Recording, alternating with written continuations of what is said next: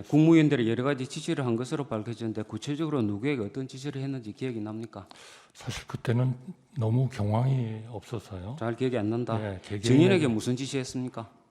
저한테는 그 특별한 지시사항이 없었던 것으로 알고 있었습니다만 일상적인 의전, 예를 들면 한 이틀 뒤에 무역협회의 그 무역의 날 행사가 있었습니다. 거기에 대신 좀 참석해달라 그런 말씀을 들은 것 같습니다. 혹시 그 피청구인께서는 이 사건에서도 답변서에서도 그렇고 12월 10일자 담화문에서도 비상계엄은 국민들에게 거대 야당의 반국가적 폐악을 알려서 이를 멈추도록 경고하는 것이다. 그리고 이 재판소에서도 좀 전에도 질문을 하셨지만 국민들은 이 사건 비상계엄을 계몽령이라고 이해하고 있다. 이렇게 말씀을 하시는데 증인은 대통령이 이 헌법 77조에 따라서 행사하는 비상계엄을 경고용이나 국민 계몽령으로 이렇게 사용할 수 있다고 이렇게 알고 계신가요? 제가 그러한 지금 물어주신 변호사님께서 네. 대리인께서 말씀해 주신 것에 대한 내용을 제가 다 안다고 말씀드리기는 어렵겠습니다만 네. 그러나 하여튼 그러한 그 계엄이 우리나라의 경제나 대외 신인도나 이런 데 대한 미치는 영향이 매우 크다 이렇게 항상 말씀이신 거죠? 큰 그러한 그 걱정이고 또 잘 고려를 해야 된다. 알겠습니다.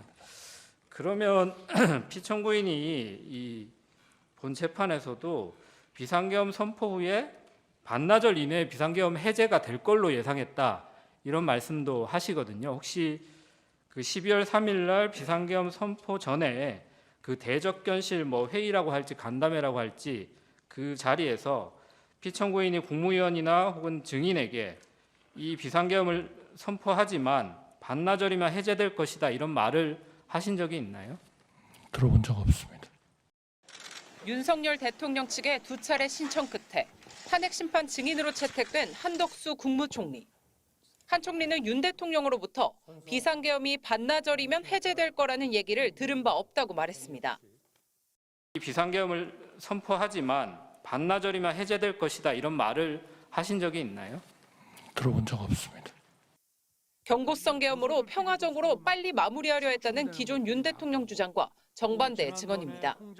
한 총리는 특히 12.3 비상계엄 선포 전 이뤄진 국무회의에 절차상 흠결을 재확인했습니다. 우선 비상계엄 선포 시 지체 없이 국회에 통보해야 하는 계엄법을 어겼다고 말했습니다.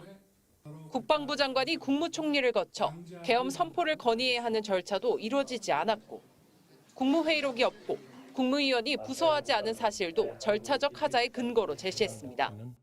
계엄 사령관 임명 절차도 잘못됐다고 했습니다. 증인은 이 회의 당시에 누가 계엄 사령관이 되는지조차도 몰랐죠? 예, 몰랐습니다. 특히 한 총리는 국무회의가 대통령실 5층에서 개최된 적도 그날이 처음이라고 했습니다. 사실상 당시 계엄 전 국무회의는 국무회의가 아니라는 취지의 증언을 한 겁니다.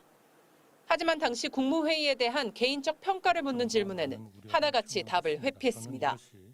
국무회의인지 아닌지 심의인지 아닌지는 개인이 판단할 일이 아니고 최종적으로 수사 절차와 사법 절차를 통해서 결국 재판관이 직접 나서 당시 회의가 국무회의인지를 물었지만 같은 답변만 되풀이했습니다.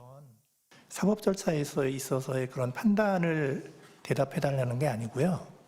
증인의 개인적인 생각을 얘기해달라는 겁니다. 그러나 저는 이제 그 판단, 그거는 사실 개인적으로 하기는 굉장히 어려운 일이다라는 말. 앞서 대통령은 애초에 국무회의를 할 생각을 하지 않았던 것 같다고 말한 수사기관 진술은 대통령의 계획은 정확히 알 수 없었다며 한 발 물러섰습니다.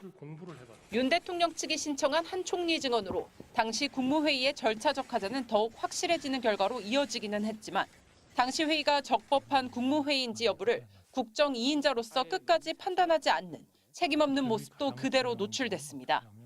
MBC 뉴스 박솔립입니다.